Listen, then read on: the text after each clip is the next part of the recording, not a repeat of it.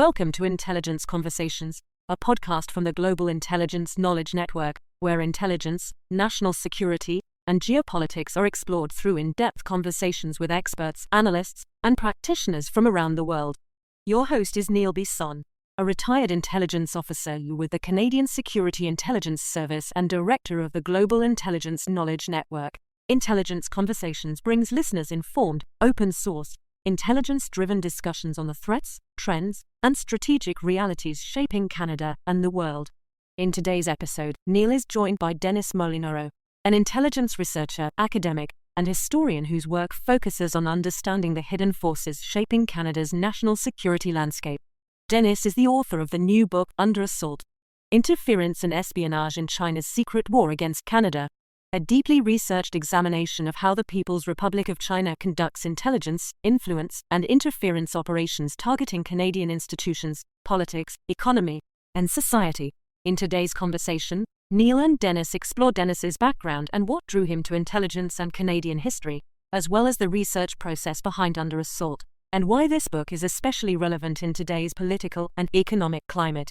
They examine Canada's long-standing separation of national security from trade and diplomacy, how recent trade decisions on electric vehicle and agricultural negotiations intersect with espionage and foreign interference risk, and what these developments mean for Canada's relationship with China, the United States, and with our other Five Eyes partners. The discussion also dives into transnational repression, diaspora manipulation, the legacy of the two Michaels, the intelligence obligations placed on Chinese companies, and the growing role of disinformation in shaping tensions between Canada and the United States. Finally, this episode confronts a critical issue: the lack of an intelligence culture in Canadian political life, and what Canadians themselves can do to push for stronger awareness, accountability, and protection of national security. Are you ready? Then, let's start this intelligence conversation. Hello, welcome to another episode of Intelligence Conversations. I'm your host, Neil Bisson, a Canadian Security Intelligence Service intelligence officer, retired, of course, and I do this podcast regularly with intelligence professionals who have moved into other areas. And today I am fortunate enough to have Dennis Molinaro, the author of Under Assault, as well as an author of Bridge in the Parks, if I got that correct. You got that correct, yeah. Excellent. And today we're going to be talking about his latest book. He's also a former intelligence analyst with Canadian Intelligence, and he is a professor at the Ontario Tech University. Did I get that right? You got that right. Yep. There you go. I'm batting 1,000 already. So, Dennis, thank you very much for coming on to the show. As I've told many other people, the reason why I do this podcast is I'm trying to share as much about national security intelligence with other Canadians so they get a better appreciation for some of the hard work that happens and the importance of what it's all about. And your most recent book, Under Assault, I think is probably on a lot of people's minds, especially what just happened recently with our Prime Minister going to Beijing and setting up a new deal. And so before we get into all of that, though, maybe you can give our listeners just a little bit of a background about how you got started with intelligence and, what drew you to it and how you got into authoring books after that. Sure.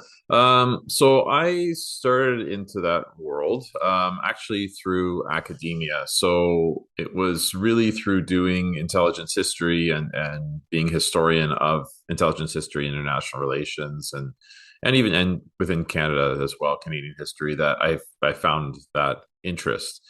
And I found that there was a natural pull there. So once I finished my PhD, then I started looking at opportunities, and that seemed to fit, joining up into the intelligence industry and world. And so, and it's what I found is that my skill set just lended really well. I mean, the skill set you use for researching and mining through all kinds of documents and trying to figure out what things mean and trying to find mysteries in history. I mean, it lines up very nicely, I would say, with the intelligence world. And so, but I found, the opportunity to start teaching full time, which is something I've always wanted to do as well. That came up and it was a good opportunity. I couldn't pass it up. I moved back into the academic world and back to writing books.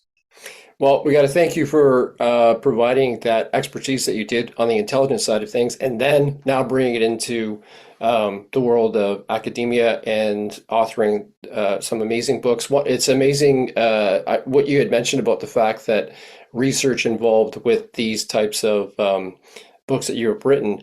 I noticed that in some of the comments that were made by individuals who have read the book, that they have talked about how meticulous the information and how meticulous the research was. And I think that's definitely a real compliment to you and to the intelligence industry writ large, that you have individuals like yourself who are looking at this academically, objectively, and trying to find the information to, as you say, find these mysteries in history. So, that's some incredible stuff. So let's get into the book.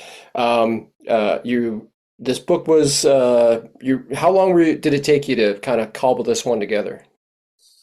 Let's see. It took about probably I would say about 2 years, I would say, or so. I Okay. mean, it's one of those things where as I was writing it, things kept coming out in Hmm. terms of news. So the Right. inquiry was going on, right? So as the Hmm. inquiry was going on, you have to kind of leave space for like, okay, well, the historical part was easy to write. It was really once I got to the conclusion that Hmm. that was the part that had to keep getting updated because, you look what happened. Not only did the inquiry finish, Right. the whole inquiry finish, that is, but Donald Trump came into office. Hmm. And so once that happened, it seemed like I was updating my conclusion every week with something new. So it was a nonstop. So I was like, oh, when am I going to be able to release this?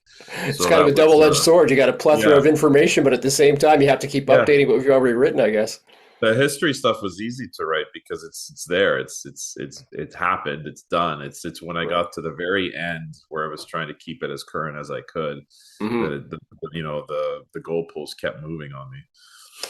So going back to like the inquiry, and was there anything that was happening over the last couple of years that was kind of a catalyst that kind of said to you, that spoke to you and said, you know what, I really need to write a book on foreign interference and what's happening between China and Canada, what's been going on for decades? I would say, the calculus to do it was really because I found that people just didn't understand. Right. When they were discussing things in media and they were the way, China was being discussed, they just didn't really understand Hmm. the relationship long term. And I thought, and so when I started digging into the what was out there existing, just to try to get a sense of what's been done, Hmm. and it kind of confirmed my sense was that Canada and always had this position of separating Hmm. security from trade Right. and from diplomacy. Hmm. And nowhere I would think is that more present than with China. Hmm. And you see, so I'm looking at the diplomatic text or the history that's been done, and security encompasses maybe a page, maybe 2 page of some of these books. Hmm. And I thought, okay, well, there's a need here. There's a need here to update the way we look at our relationship with China over the decades. And I think back to intelligence historians in Britain who were writing essentially to make the point that diplomatic history and intelligence history shouldn't be separated. Hmm. And I think that spoke to me pretty clearly when it came to China that this was a need that had to be done so that people understand things more fully and have a point of reference, whether you're in government or whether you're in civil society and just wanting to understand the more complexities of that relationship and the history of it. I thought this was a much needed book that had to be done. Hmm. And I agree with you 100%. Was there anything that, as you were writing the book, that you came across that you were surprised about, or that, you're from the intelligence profession, you've dealt with these types of issues before, you've talked about this kind of stuff, you've seen a lot of other people talk about this kind of stuff. Was there anything that you came across that really shocked you, or that you felt, wow, I didn't think that even with my background, that it was this bad or this was happening? Was there anything that kind of caught you off guard that way? I would say, we often, in public life here, when it came to dealing with China, we saw a big turn, I would say, come 2019 once the Michaels were detained. Right. And that really changed the calculus of how everyone was looking at China. Hmm. Um, but when I started looking back in the history, and I started, reading more about this, I started to see how so much just seemed similar to the Hmm. present. Hmm. And so it was quite shocking in that regard, especially when I got to the recognition of China. Right. And when I got to that story of getting into the documents of how China was recognized, and you start, we hear in the news all the time about, now at least, about how different Chinese communities experience transnational repression, and that makes the news pretty often about how they have to deal and grapple with this. Hmm. But when I went back in the historical records, and during that time period of when Canada recognizes China, and it appears from the documents that I found that this was part of something um, more actually related to foreign influence against Canada, Hmm. through Paul Lynn.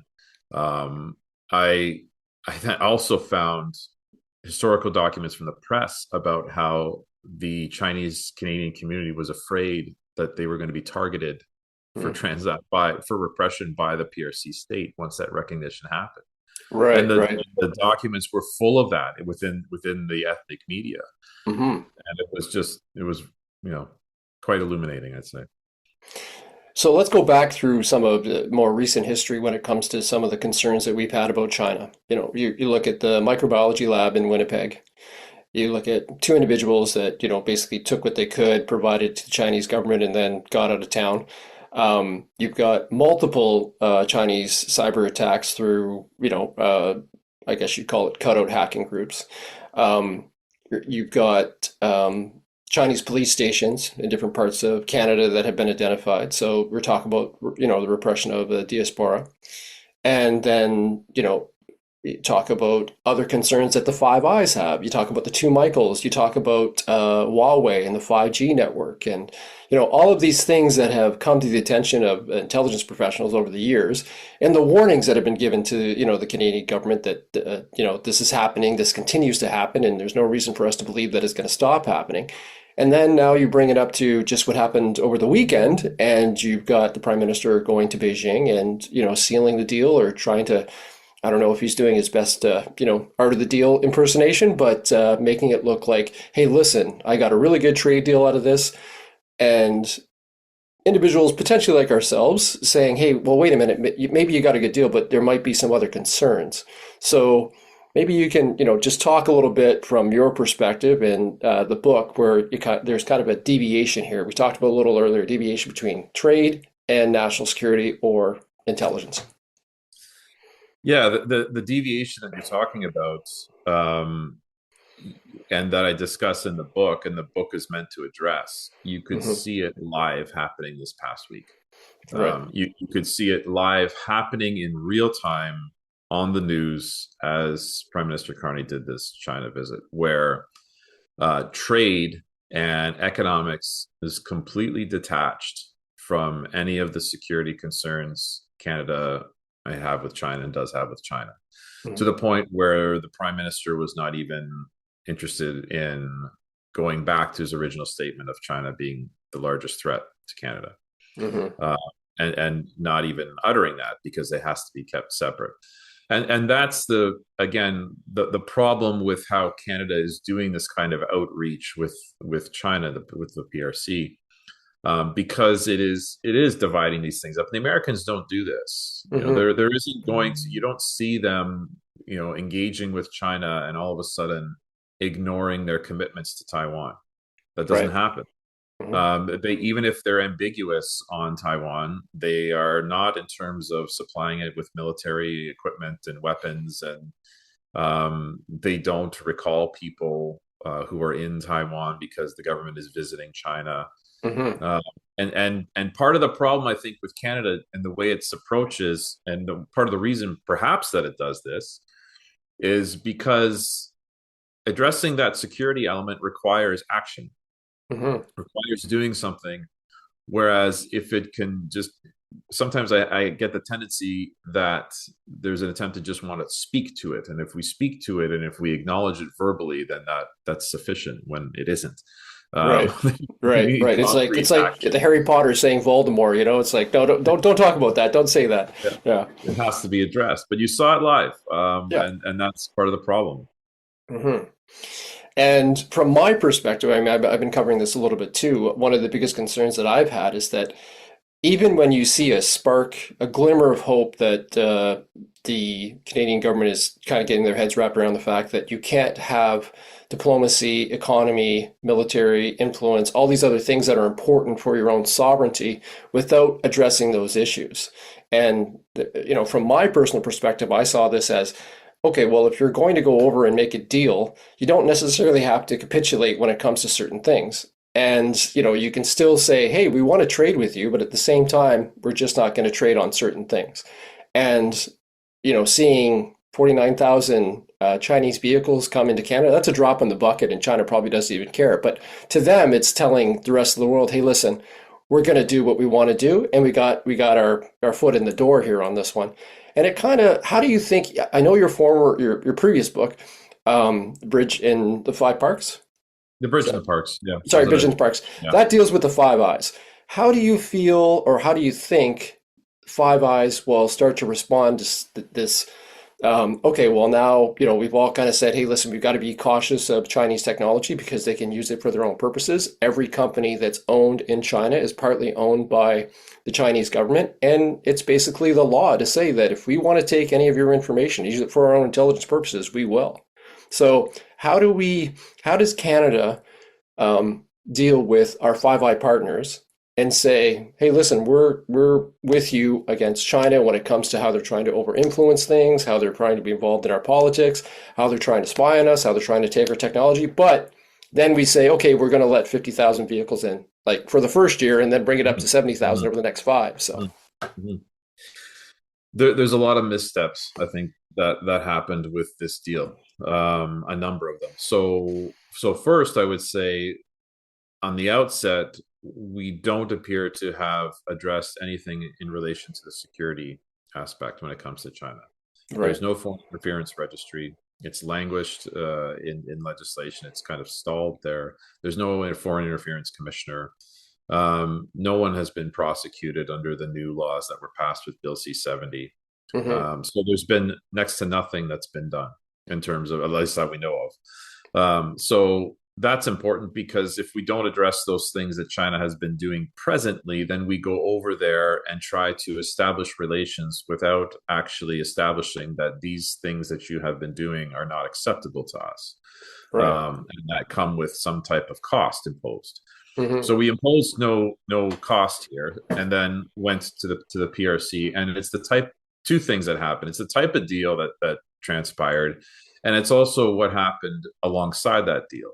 There was no reason I felt for the type of romanticized language that the prime minister was using when it Hmm. came to the relationship with China. There was no gain to be using the new world order that we're going to be in and the wonderful Hmm. partner, the type of partnership celebration that he was echoing on in terms of or portraying when it came to China.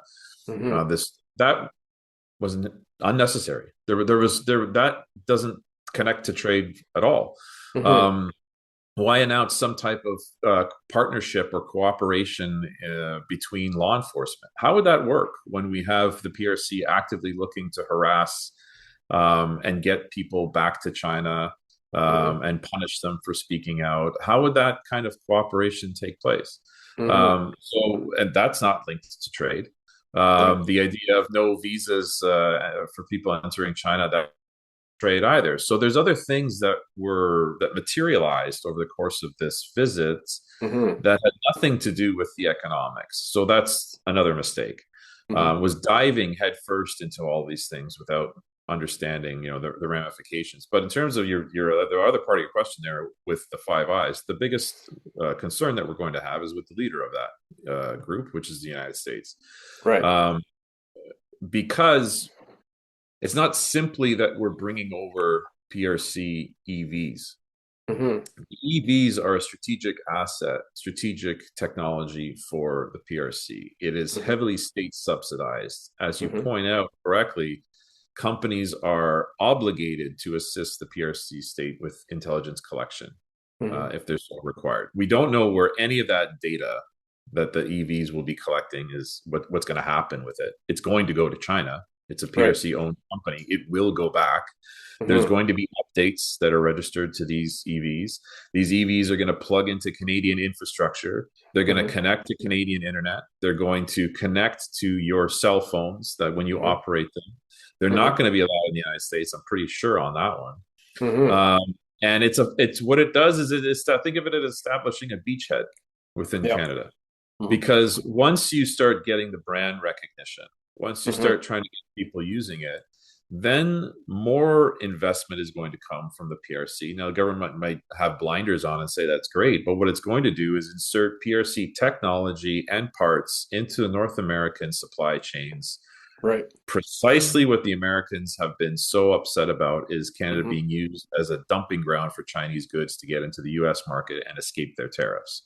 So this is a far larger problem that's going to materialize than I think Canada was willing to acknowledge.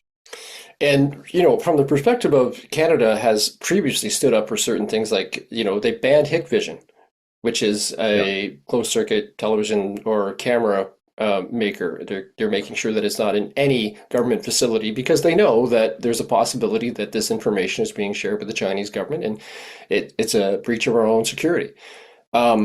Yet you talk about EVs and I look at it from the perspective, not only are we collecting all of this information, but now you're getting vehicles that are being plugged into critical infrastructure.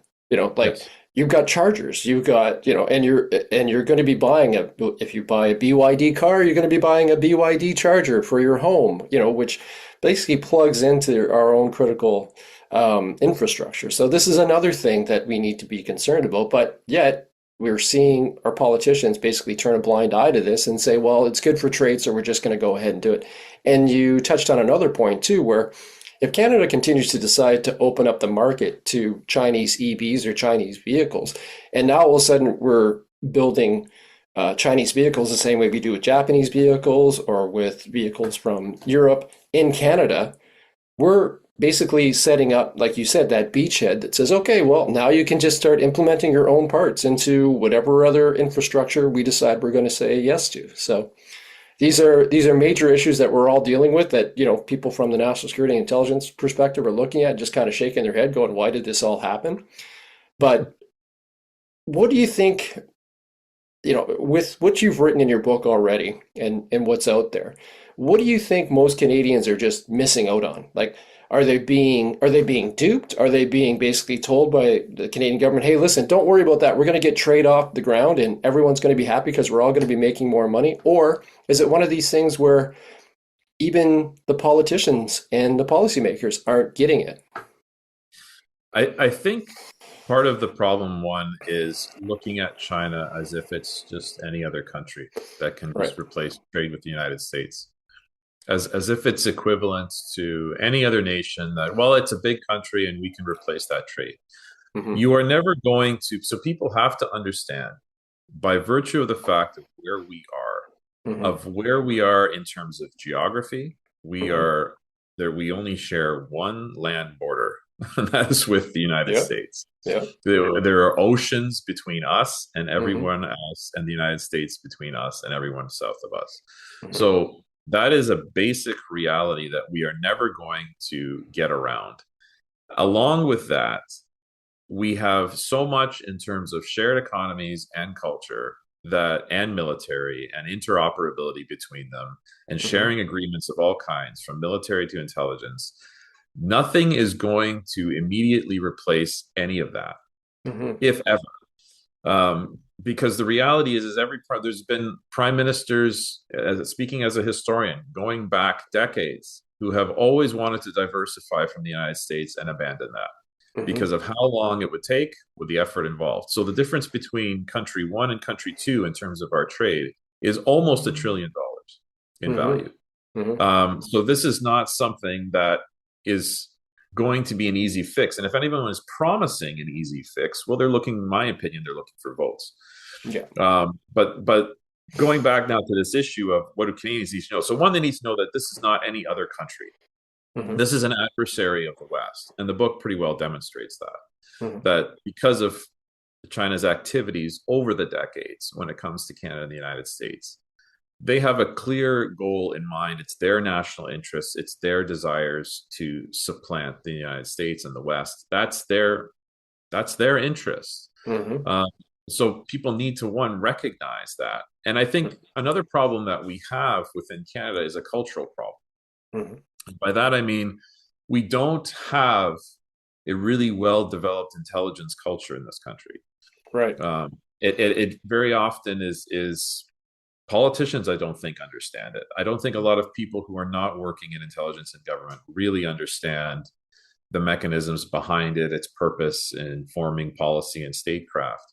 Mm-hmm. And we also have a cultural problem within government, I think, from what I saw going back decades, researching this in the archives, that there is a mindset principally focused on trade Mm-hmm. that does not account for anything else as a major fact.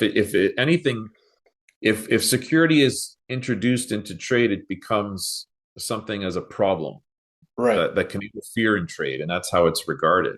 Mm-hmm. But really, people have to understand that, it's China that has linked intelligence and security with economics.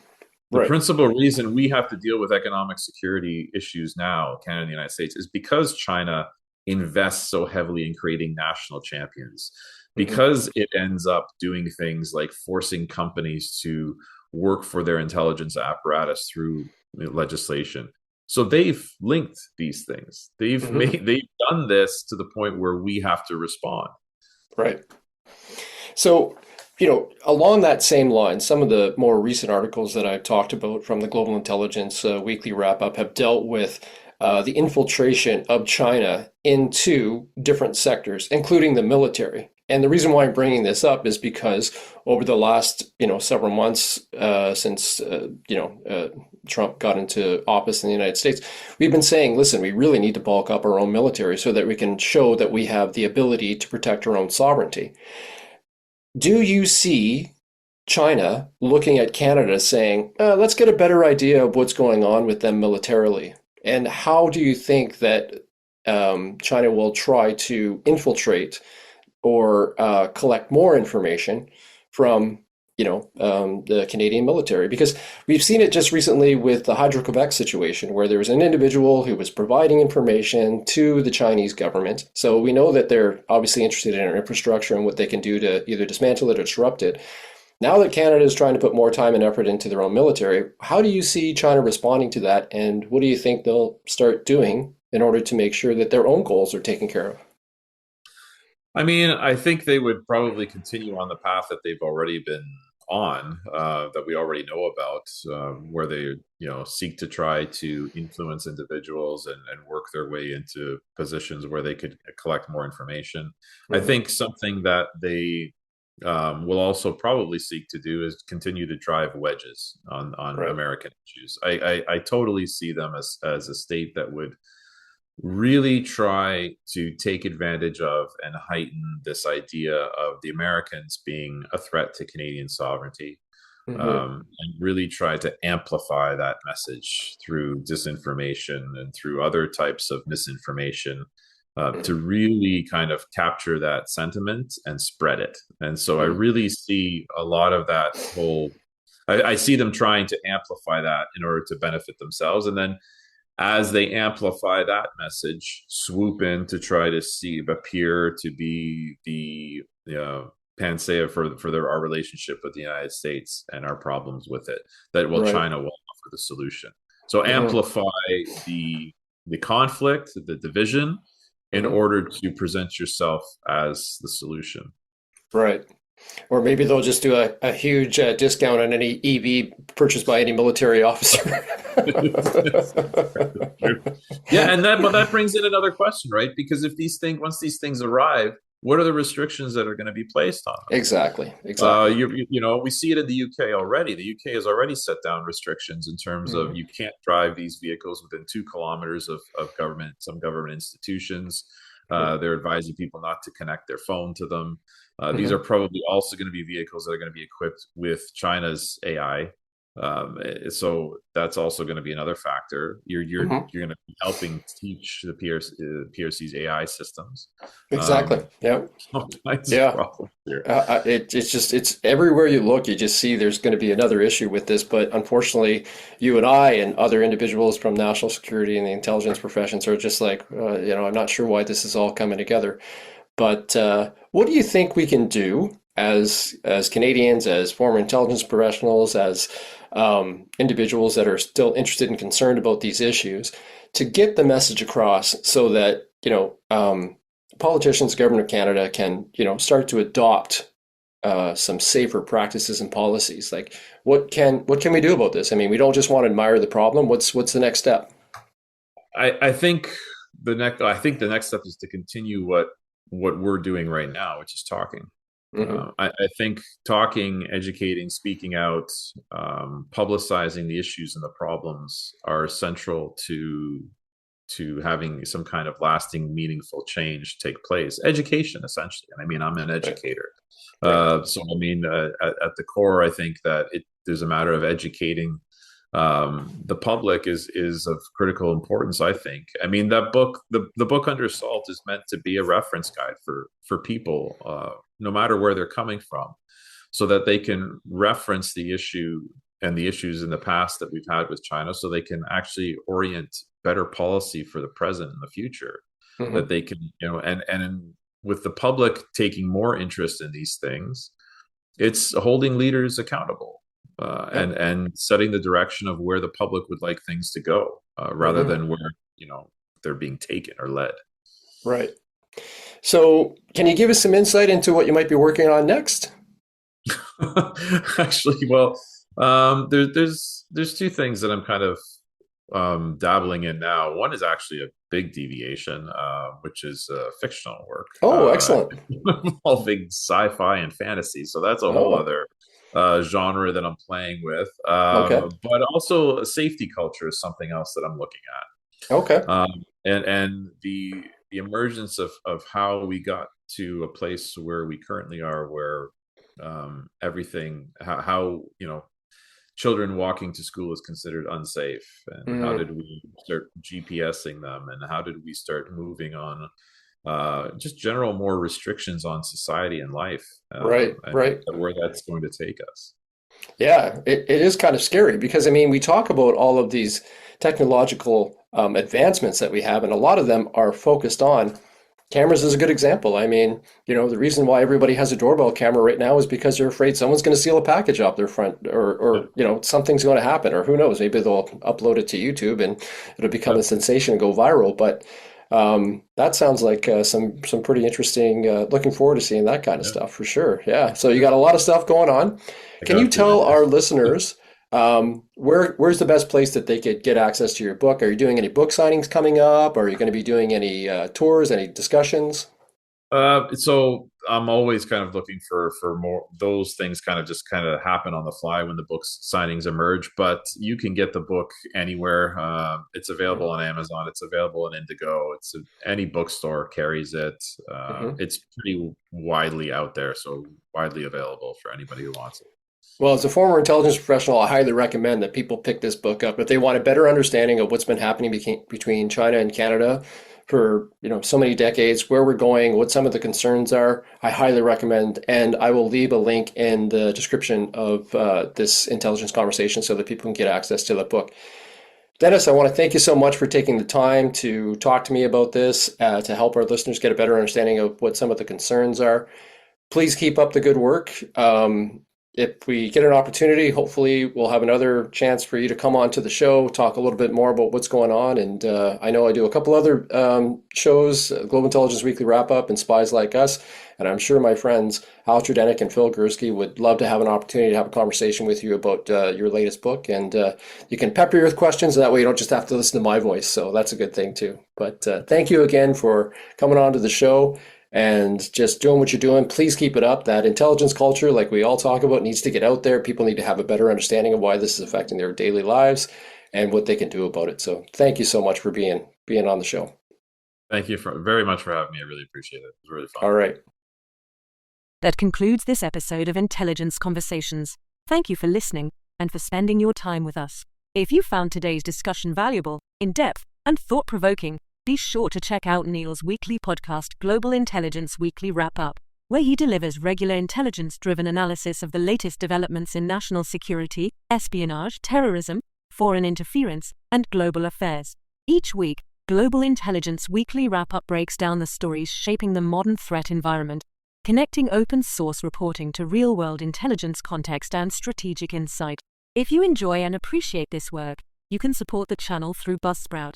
A link is provided in the description. Your support helps sustain the research, analysis, and production that go into every episode. You can also support the show by leaving a comment, sharing this episode with others, and helping grow the audience interested in serious, informed national security discussion.